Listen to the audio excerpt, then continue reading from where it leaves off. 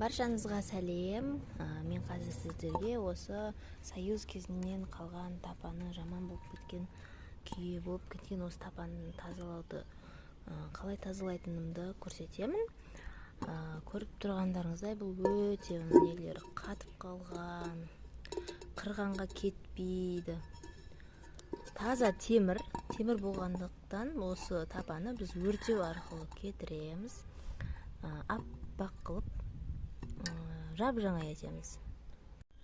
Алдымен бұл тапан күйдіру үшін бірінші біз кірпішімізді, ағаштарымызды барлығын дайындап алуымыз керек. Қолымызға осылай спичкамызды алып, мен осылай 2 кірпіш дайындап алдым. Осы үстіне тапаны қою үшін мынандай картонға өртеп, ағаштармен өртеу арқылы осы тапанын ағартатын боламыз. Видеоның соңына дейін қараңыздар. Қалай ағартатынды көргілеріңіз келсе, видеоның соңына дейін қараңыздар. Біз ең бірінші болып осылай астына картондарымызды кесіп осылай қойып аламыз, және үстіне тез жанатын осылай майда-майда ағаштарды жағамыз бірінші болып.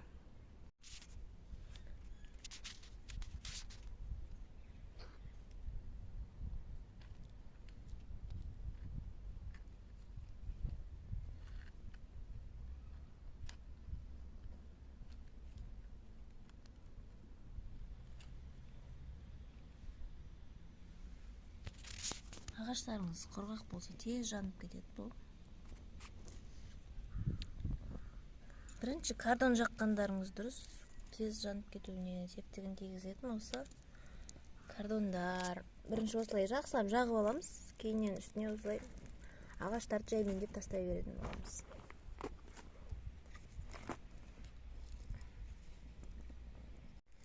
Бірінші біз отымызды жақсылап қыздырып алуымыз керек, өшіп қалмайтындай. Содан кейін барып біз үстіне тапасын қоя береміз. Тапамызды, яғни сковородкамызды қоямыз. Мінекей біздің отымыз қатты жана бастады. Сол сәтте сіздер осылай тапаларыңызды қоясыздар, қолдарыңызды абайлаңыздар. Міне осылай тұру қажет. Міне біз тапамызды қойып, енді тапамыз қыза бастады. Біз қалып қойған майлар бетіндегі жыбырлап қызып жатыр жаймендеп. Бірден түсіп қалмайды бұлар. Бірінші қызады, өртенеді, соңында күйеге айналады, сосын барып осы тапамыз ағара бастайды. Бірінші әбден күйе болады. Міне көріп тұрғандарыңыздай беті жырлап жатыр. Қап-қара күйіп кеткен тапа негізінде бұрын соң тазаланбаған, мүлдем союз кезіндегі подвалда жатқан тапа. Ойлап қалмаңыздар бұл тапаны күнделікті қолданады екен деп. Мен сіздерге видеоға көрсету үшін ғана түсіріп жатырмын. Және ағартайын дедім, осылай шештім.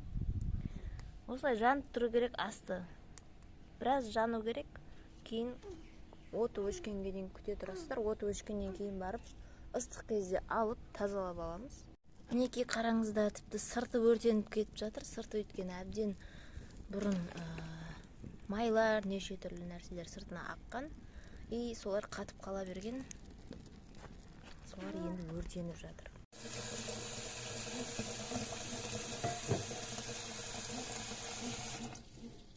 Біз қазанымыз өртеніп болғанша осылай суымызды қоямыз.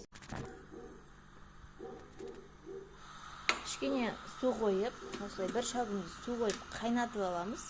Өйткені біз тапамызды болғаннан кейін, әбден күйесі түскеннен кейін ыстық сумен жуымыз қажет, қайнаған сумен. Мұздай сумен жусаңыздар бір шеті майысып, ол өйткені еріп балқып тұрады ғой, ол кезде бірден қимылдатуға да болмайды. Міне біздің суымыз қайнап дайын тұр. Енді біз табамызды көріп келейік. Міне біздің табамыз дайын болып қалыпты, уже ағарып жатыр жаймен. Қолдарыңызға таяқ алып, былай түртсеңіздер, қазір кішкене жақындатайын.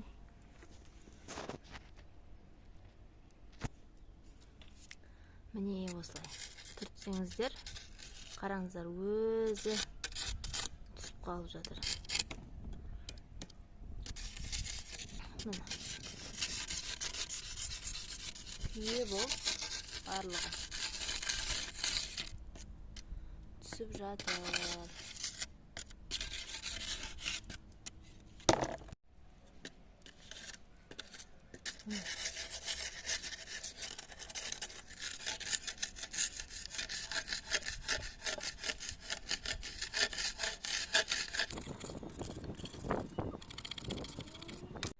Міне біздің отымыз сөніп, табамыз дайын болды. Енді қолымызға пышақ алып осылай қырып шығамыз.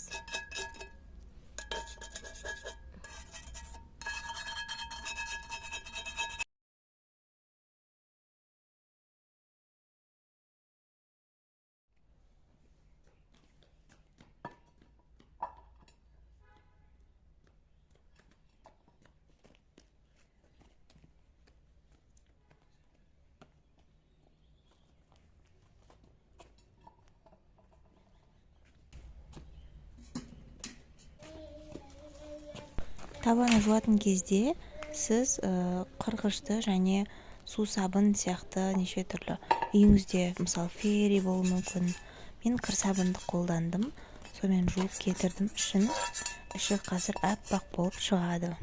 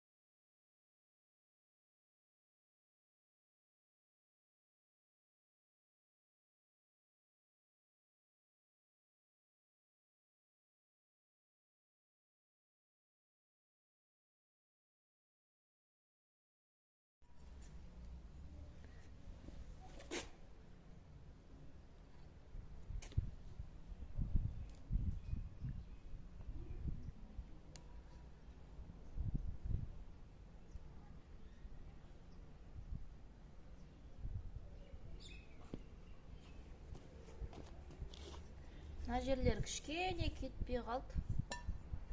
Негізі вообще күшті кетті. Негізі мына кішкене жерлер қалған болмаса, былайша зор кетті. Тағы да біраз жуым қажет. Сіздердің уақыттарыңызды алмайын деп тез-тез түсіре салдым. Мыналарда онша кетпеді, қалып қойды. Өйткені бұл жерлерге от тимей қалды. Сондықтан бұл жерлер қатты кетпей қалды деп ойлаймын.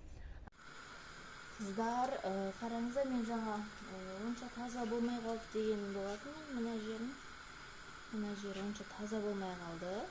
От тимегендіктен білмедім, бірақ енді сонда да көңілім көншімей үйге әкеліп газды осылай астын жағып қойдым. Ішіне су еш нәрсе құймадым. 2 конфорасын жағып, мына жағында қаратып қойдым. Енді алар күйсін деп. Енді көреміз, қазір кетеді ма, кетпейді ма. Мыналар кетіп жатыр. Мындағы.